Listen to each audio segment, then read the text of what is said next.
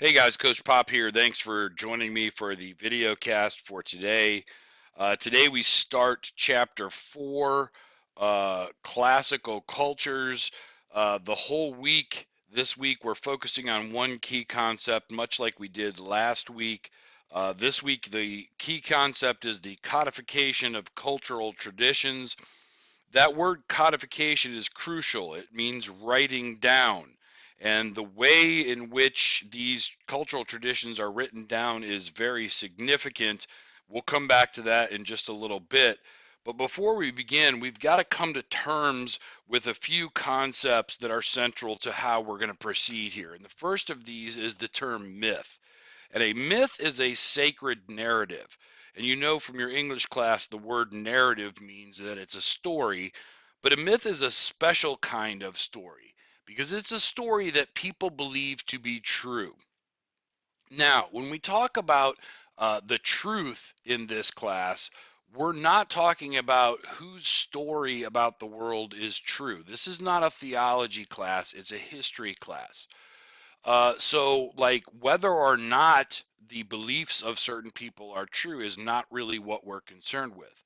On the other hand, you might hear the word myth used to mean something that is not true, like that's just a myth. We don't care about that either. That's not how we're using the term in this particular class. As historians, what matters to us is the fact that somebody somewhere believed that this story was true. But the second part of it is that it explains the world around us, that it has some explanation for what is happening in this particular world.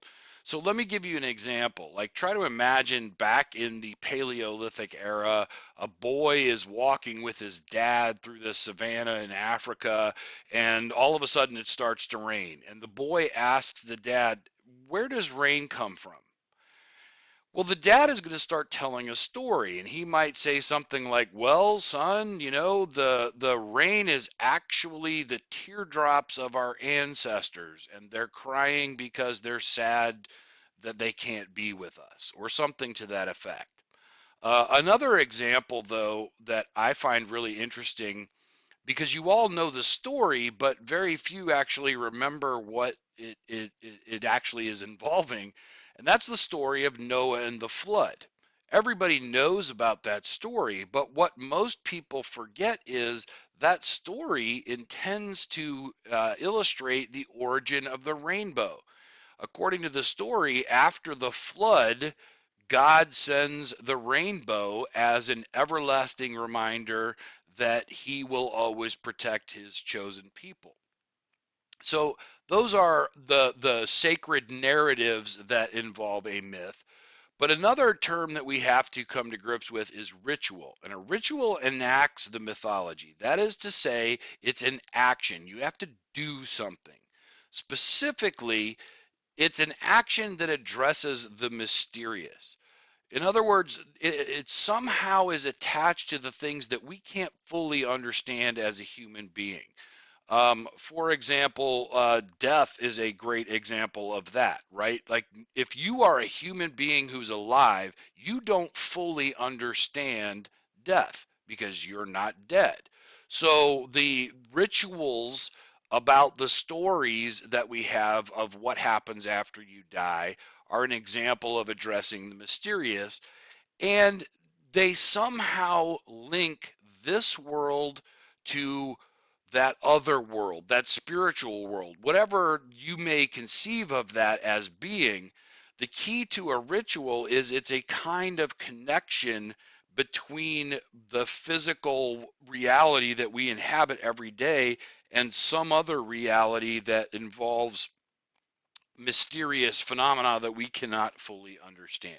So now that we have these two terms firmly in grasp, the bigger question then is, well, how did religions develop in the first place? And in order to answer that question, let's go back to the earliest human beings back in the Paleolithic era.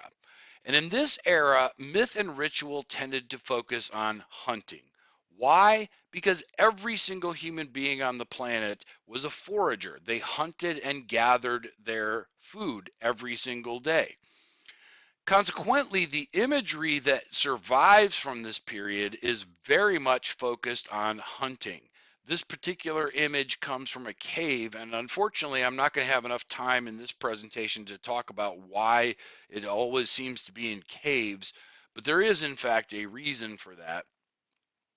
But the people that are creating this imagery are practicing something known as animism. That is the belief that nature has spiritual powers, that there are spirits all around us in nature. This particular image I find fascinating. It's carved into rock, again on a cave, and it's not turned. And what you see here looks like it's some sort of bull, certainly a bovine animal, and it looks like it's got arrows shot through it. Now, we know that's not a domesticated animal. That's a wild bovine of some sort. And we know that because in the Paleolithic era, there were no domesticated animals. But the other thing about it is it really looks to me like it's dancing, like it's kind of got some sort of spiritual aspect to it. And what's going on here is for those societies that practice animism, who are foragers, when they kill an animal, like they believe that they have to perform a ritual to honor the spirit of that animal. That animal, in effect, is sacrificing itself to provide food and other resources to the people. And so you are obliged to honor the spirit of that particular animal. Now, closely associated with animism is shamanism, the belief in human intermediaries between things is what that means. Now, not all animists are shamanists, but frequently they are. But the basic idea here is a shaman is a person who has these special powers that allow him or her to go in between worlds, between this world and whatever that spiritual other world is in your belief system. One of the things I find fascinating about shamanism, though, is that that frequently people in our society that we think there's a problem with, in societies that practice shamanism, those same people are not seen as problems, but as special. And let me give you a couple of examples. One is Down syndrome. In our society, people with Down syndrome, we tend to think they're like something happened in their development and their chromosomes have a problem. But in societies that practice shamanism, that's not a problem. That is a gift. Like the reason that people with Down syndrome look that way and talk that way is because they're literally trapped in between two worlds. They're in this physical world, but they're also part of that spiritual world. And similarly, people with physical disabilities that we might think of like there's a problem there, in those societies that practice shamanism, they're not a problem. That's a sign that there's something special, that they look that way because they have that ability to be in between two different worlds. I find that a pretty fascinating concept. But one of the things about shamans, however they might be selected in a given society, is they are believed to have special abilities, including healing people, performing miracles. In many of the peoples that practice shamanism, the shaman has the ability, they believe, to like transform into animal spirits and things like that. This image is fascinating. Like I could literally spend a whole class period talking about nothing but this image. But I want to draw your attention to a couple of things. First of all, this image is in a cave. And again, I don't have time in this presentation to talk about why it's always caves, but it is a fascinating story. But what I want to draw your attention to is In the top center of the image, you will see in sort of a dark brown color a bunch of animals that kind of look like deer. They all seem to be running from right to left. But if you look closely, you will also see there's like these fainter images of the same beings, but they're moving from left to right. Those are representations of both the physical animals that are being hunted and the spirits of those animals. You will also notice that there's two handprints that appear to be a negative image towards the right of the image. At the bottom, one, it looks like somebody put a bunch of paint on their hand and then stuck their hand right on there. That paint, by the way, is something called ochre. It comes from a plant, and when you grind it up, it makes that red dye. But then if you notice, there's also what appears to be a mirror image of that. And the way that's created is the hand is put up there and the person is chewing the ochre, the plant, and then spitting it out. It's kind of like an early form of spray paint, and it creates a negative image. And if you notice, the hand looks remarkably similar. And the reason is that is the hand of the shaman. The shaman literally is inhabiting two different worlds at the same time, a mirror image of this world, if you will. But finally, if you look real closely in the bottom right-hand corner, you will also see an image created, but it's a smaller hand. And what's going on here is this is depicting a ritual in which the shaman is leading a boy into manhood. It's a kind of initiation ritual. And in Paleolithic societies, a boy becomes a man when he successfully kills an animal on his first ritual hunt. And so this is all preparation for the shaman taking the boy to go kill this first animal, but he has to learn the stories about the spirits and he has to learn the rituals about how to honor the spirits of those that you kill for the benefit of your people. And so that is all part of the elaborate myth and ritual that's involved here. Again, there's a whole lot more going on in this image, but for the purpose of time, I'm going to have to skip over all of that. But it is worth noting that animists and shamanists still exist. Like, even though these beliefs go back to the Paleolithic era, it's not like they're gone. It is true that over time, fewer and fewer people still practice and believe these things, but animism and shamanism are still continuing to this day. And in fact, one of the ways we know so much about what happened in the Paleolithic era is by studying those few people who still practice these ways.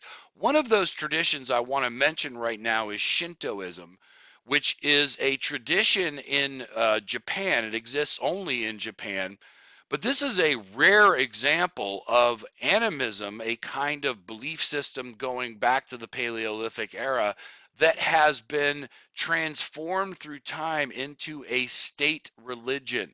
And we'll get into the definition of a religion in a moment, and we won't learn about Shintoism until the next unit, but I just want to throw that out here right now because it is a very unusual case of again being transformed from a very old belief system into what we would call a religion.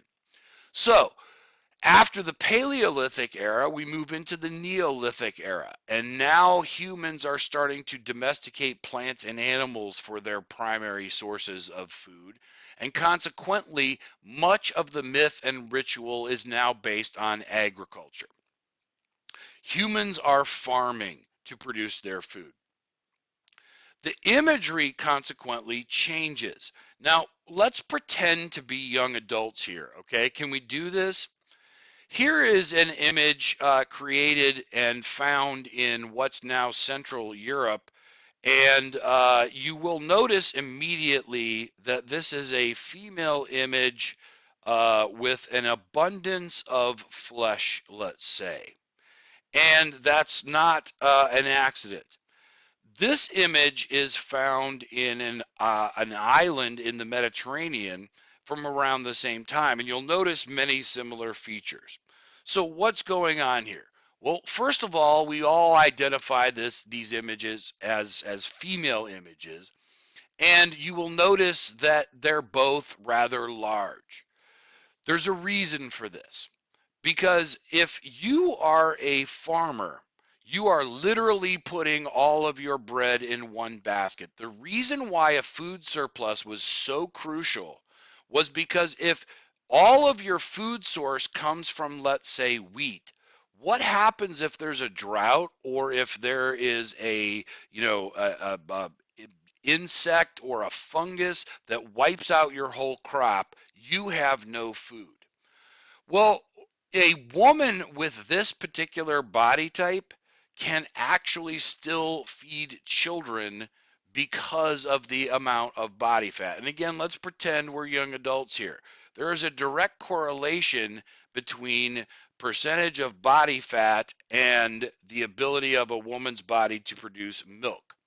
So these images become images associated with fertility. Not only does a woman's body give birth to new life, but if according to these people, particular body types can then feed that life even in times of crisis.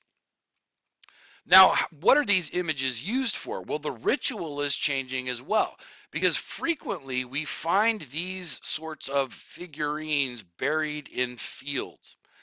And it appears what's going on here is that these are part of a ritual of fertility. Again, this body type, this female body type, being associated with fertility, but we can imagine some sort of ritual where people start burying these images in fields where, think about it, what are they hoping to do? They're hoping to plant seeds into the soil and new life is going to flourish.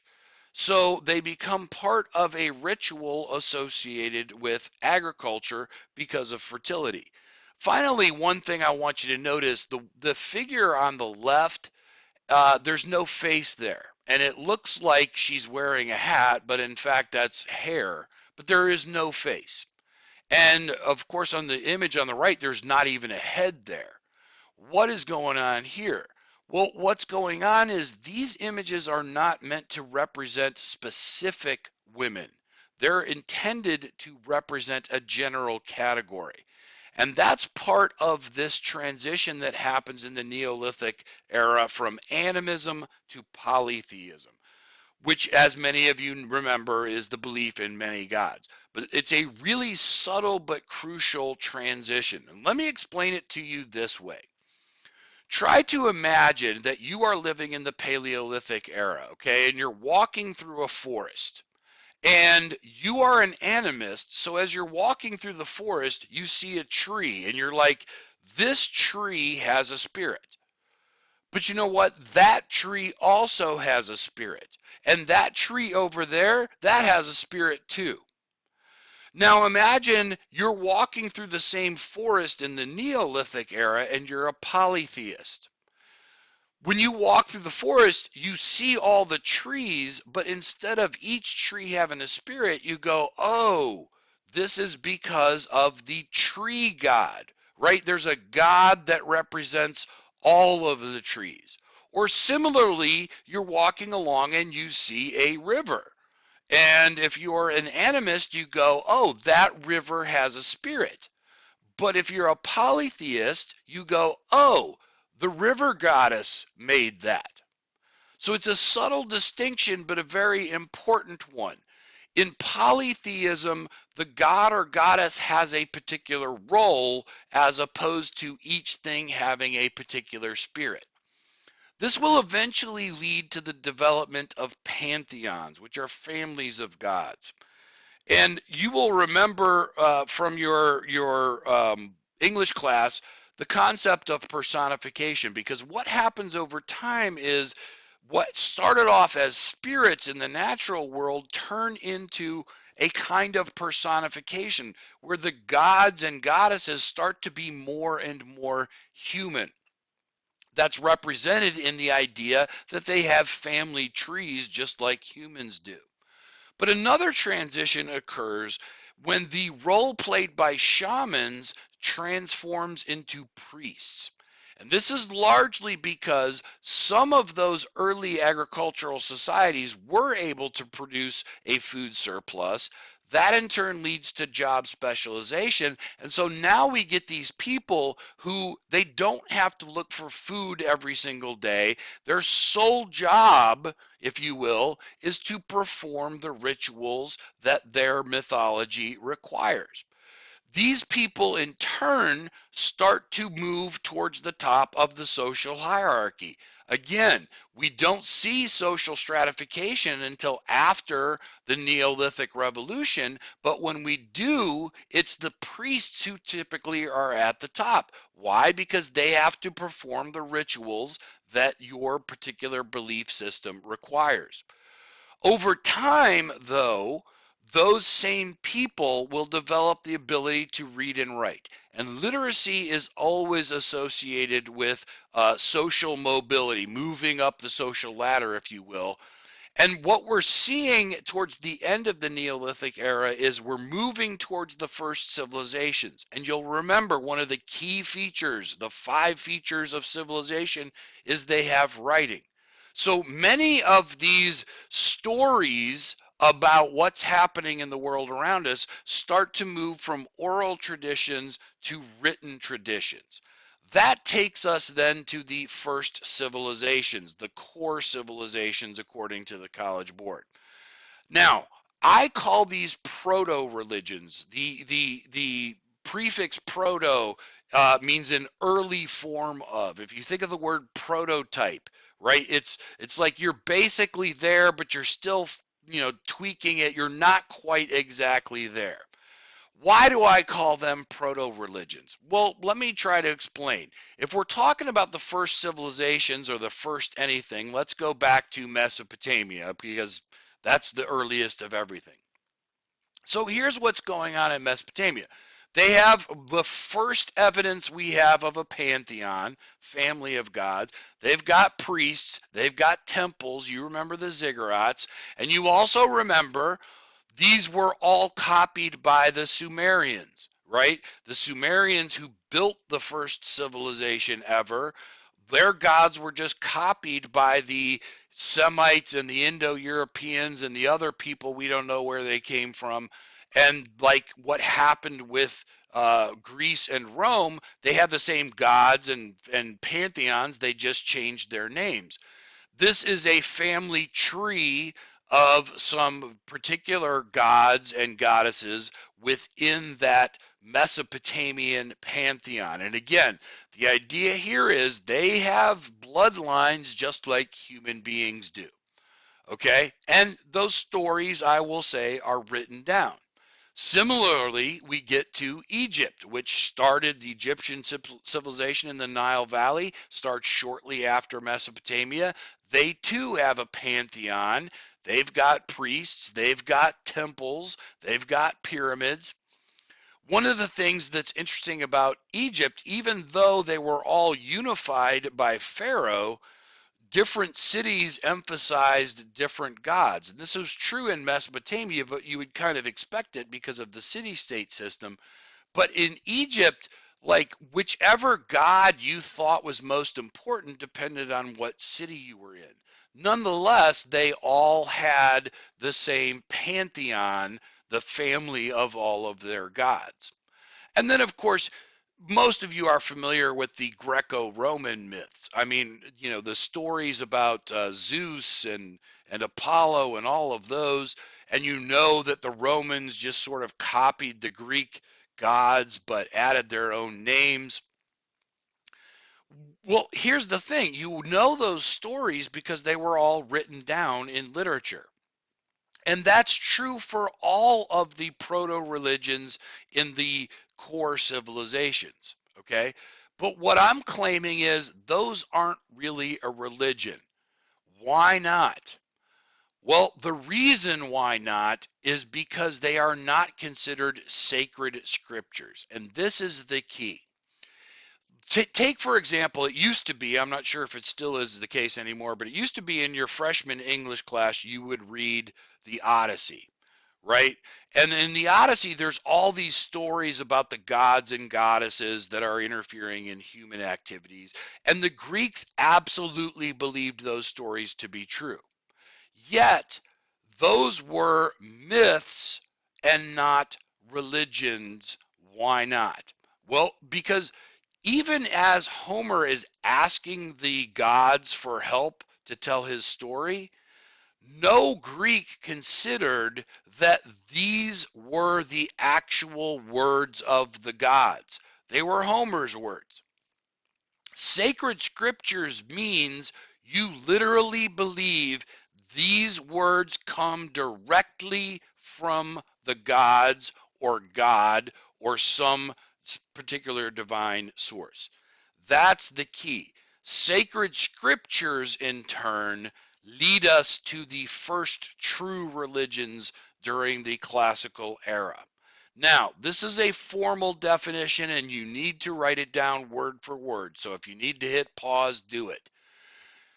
The definition of religion as we are pursuing it is a system of myths and rituals based on the observance of sacred scriptures. So again, it's not that they're written down for the first time. It's not that they have myths and rituals. Those things existed before. But the difference, the transition is now people believe these words literally come from a divine source.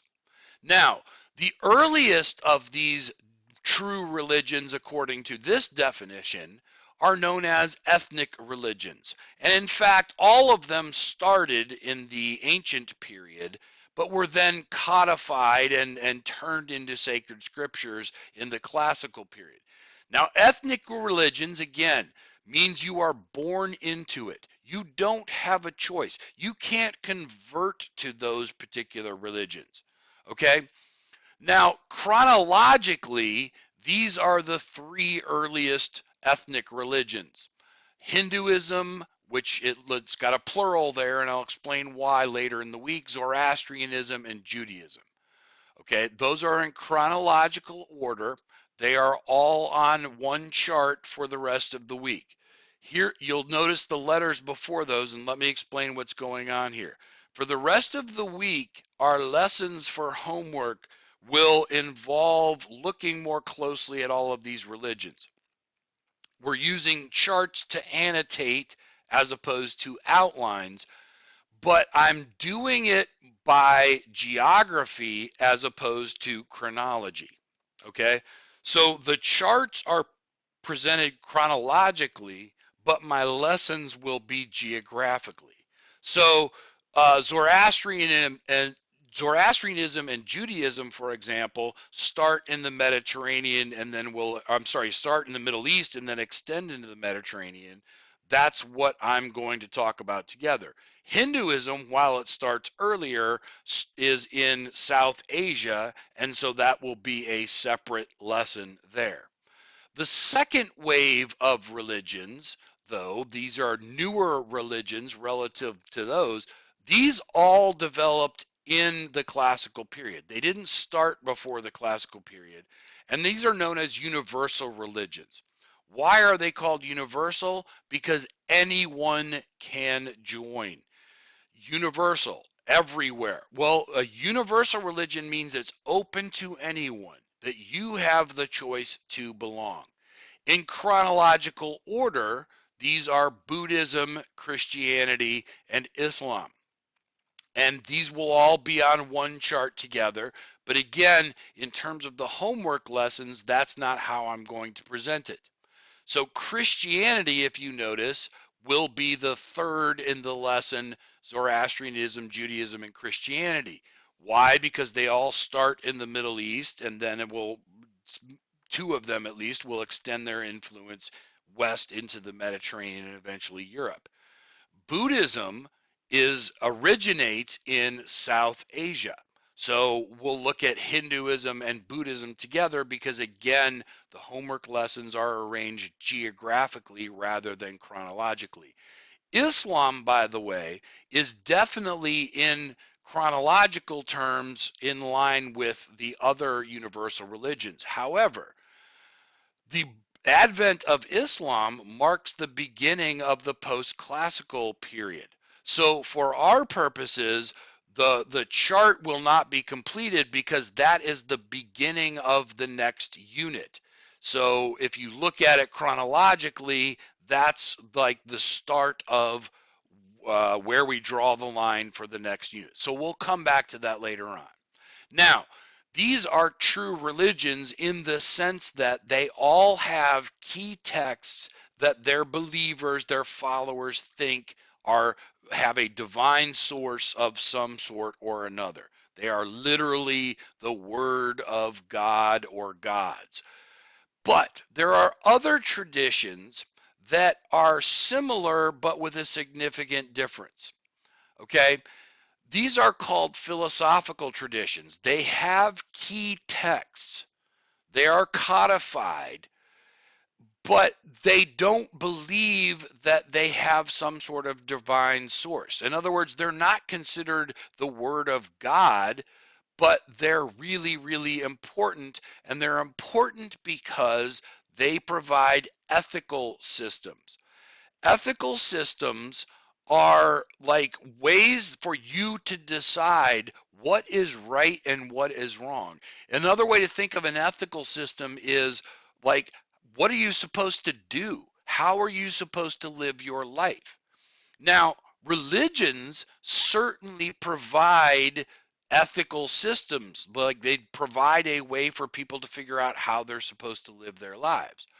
Philosophical traditions do exactly the same thing, except that they're not considered sacred scriptures. Like they're true. They're if you are a follower of that tradition, you believe that is the way to figure out what you're supposed to do in this life, what is right and wrong, what is good and bad. It's just not part of some sort of idea of sacred scriptures. Now, you will notice that most of these occur in East Asia. Taoism, Confucianism, and legalism in particular. But there's another one, rationalism, which develops first in Greece and then is copied by the Romans. And that's really kind of fascinating because in the Greco-Roman world, like people believed in polytheism, but then they also practiced rationalism, this philosophy that says here's what's right and wrong, even though it's not sacred scripture. So that will be the third in the series of lessons for the remainder of the week. Okay, so uh, you will notice that the outline, quote unquote, for today, it's not just fill in the blank. It's fill in the blank in parts, but it's a lot of annotation. Remember, we're slowly trying to move away from fill in the blank towards annotation. I hope you were able to take some pretty good notes, though, on this particular outline, because your focus questions, the biggest question is this: how in the heck did we get from the so-called primitive beliefs of Paleolithic people to the organized formal religions, most of which are still practiced throughout the world today in the classical period? Okay, now there are a couple of other questions, but guys, the thing I want to emphasize to you right now is use your notes. Like, you need to take good notes to help you with the focus questions. The focus questions are to focus your attention on what was most important in the lecture and what is most important for what we're going to do in class. I want to thank you for your attention. This upcoming week is going to be an odd one for a number of reasons, but this topic is, I think, extremely fascinating. So I hope you will bear with me. Have a great weekend, and we'll see you in class.